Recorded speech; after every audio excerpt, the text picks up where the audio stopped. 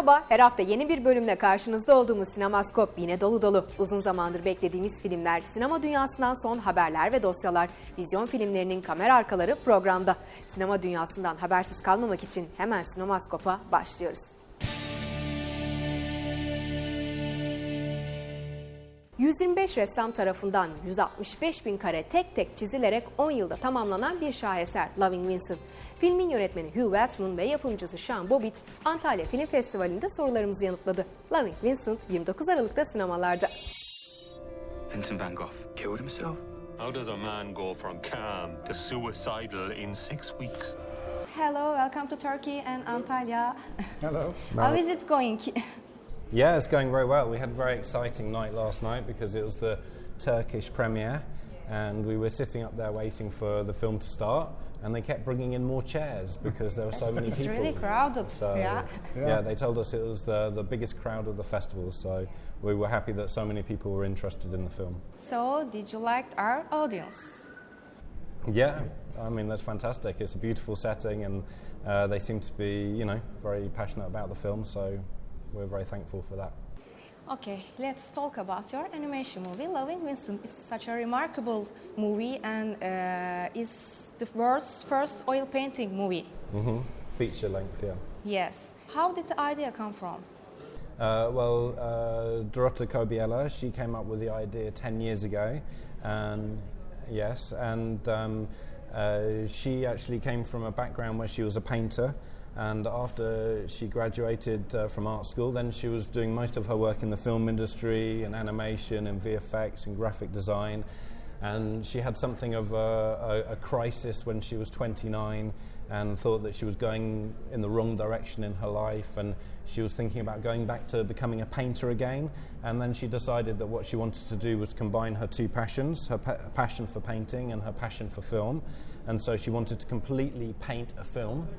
And it was going to be a short film, and she was looking around for what she wanted to do the film on, and she was rereading the letters of Vincent van Gogh for inspiration, which is a book that she first read when she was 15 years old and was something that was very close to her heart.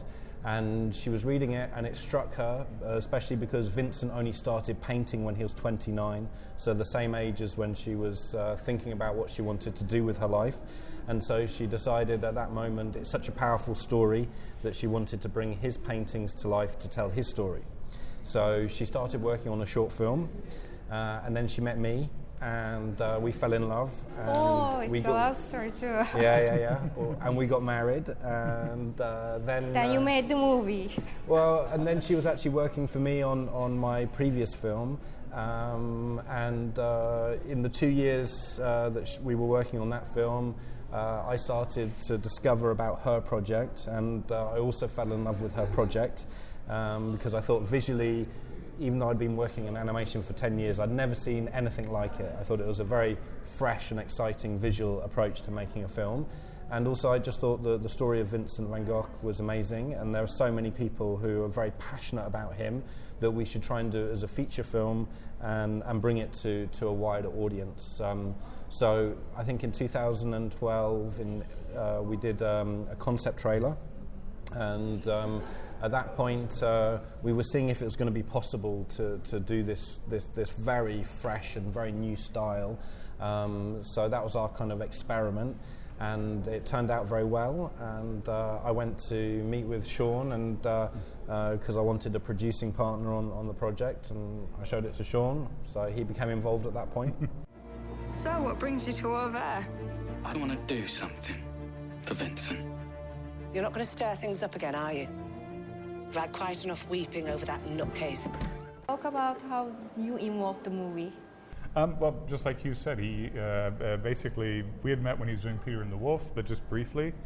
And then after Peter and the Wolf, he asked me if I wanted to be a co-producer on his film, The Magic Piano, and Chopin shorts, which Dorota worked on as well, so I met Dorota at that time as well. And near the end of the production, he came to me and he said, well, I don't know if this is something you'd be interested in, but here's this next project that we're working on, which is Loving Vincent. And the concept trailer was just incredible. Obviously, I didn't know that much about Vincent van Gogh, but I knew that he was a very popular painter. And through the production, basically reading the scripts, actually a lot, I got to know a lot more about Vincent van Gogh, and I was just, I was hooked on the project from the beginning. Can you talk about the story about the film? Well, it's really a crime investigation story into what happened to Vincent van Gogh. So, what happened in his final weeks that led to him to either commit suicide, or was it in fact suicide, or was he actually shot? And so we have this character, Armand Rouland, who's a very kind of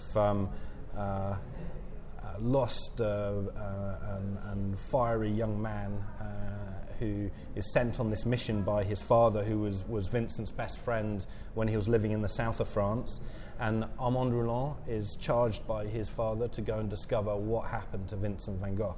And he goes to Paris first because he's going to deliver this letter to the family of Van Gogh, and he finds out that not only is Vincent dead, but also his younger brother, who supported him financially, is also dead. And then he goes on to meet the doctor who was meant to be looking after Vincent in his final weeks. And he arrives in the village of Auvers, and there, all these people have different stories about who Vincent really was. And so when you watch the film, you kind of have to make up your own mind who was Vincent. Yes, there are twists in the film. Yes. So, of course. So how did you choose the character of the actors? We were looking for actors who had a physical resemblance to the famous Vincent portraits that we were bringing to life. But we also wanted people who are famous in their own right. So we wanted famous actors, famous faces for these famous portraits, because when you watch the film, you should be able to recognize the painting, but also recognize the actor. For example, Douglas Booth, he looked very similar to the portrait of Armand Rouland, and we felt he had the right energy for the character. The hardest person to cast was Dr. Gachet. So we were really struggling to find someone for this incredibly melancholic and powerful painting. And then we found Jerome Flynn, who I don't know if in Turkey you have Game of Thrones, if it's successful here, but he's Bronn in Game of Thrones. And I never would have thought of him, but the casting agent suggested him. And as soon as she suggested him, we're like, that's Dr. Gachet. Okay, let's talk about the technique of the movie. You shoot the film normally, then the painters do it frame by frame? Yeah. You use CGI or motion capture, so the other things, green screen, live action. Well, it starts off like a normal animation film. So we had a script, we had a storyboard, we pre-visualized the whole film in layout in the computer, and then we had an unusual step for animation, which is we actually shot with real actors on a stage, mainly green screen. And really the reason for that is because Vincent, when he was painting the portraits, he had a real person in front of him. So we wanted our painters to be bringing to life the performance of a real person. So we shot the whole film, edited the whole film in live action, using references of Vincent van Gogh's paintings, 77 of them in the film. And then once we had edited it all, then we split it into shots, and each painter worked on an individual shot. And so they had these painting animation workstations, and they would have the TV screen above them, and they'd have their canvas in front of them, and they were painting what was in front of them, and they had to reimagine that live action into the impasto and the color technique of Vincent van Gogh.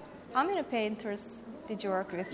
And how did you choose them? Well, we had 125 painters, and they came from, was it 20 countries? 20 countries. 20 countries. So we had 5,000 applications from all around the world, and from those 5,000 we did auditions with 500, and from those 500 who did a 3-day painting animation audition, we chose 125 to go through intensive training, and they had to do 100 hours of training in learning Van Gogh's style, and they had to do 100 hours of animation training, and then they could join our production. His neighbors and the police and the whole town against an ill man. Vincent, What have you done? We all knew something was very wrong. Can you talk about the production notes? What is the most difficulties in the movie? The Most challenge difficult. thing. What do you reckon? The most difficult? I mean, I think the biggest challenge was whether we were going to find the painters.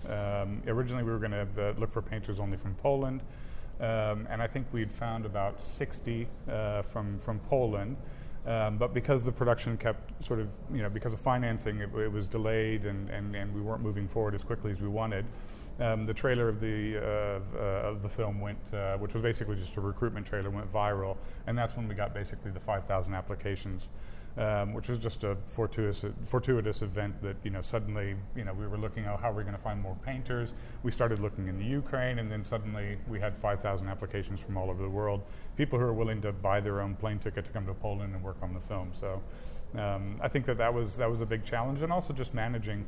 Painters they're individuals. They usually work in a studio by themselves, and suddenly you're putting 65 of them in one studio in Gdańsk, 20 of them together in the studio in Greece, and 10 in Wrocław, and how are they going to be able to work together? And also you're telling them you're not doing your own thing. You have to do this in the same style, because your shot has to look similar to the person who's also doing the next shot.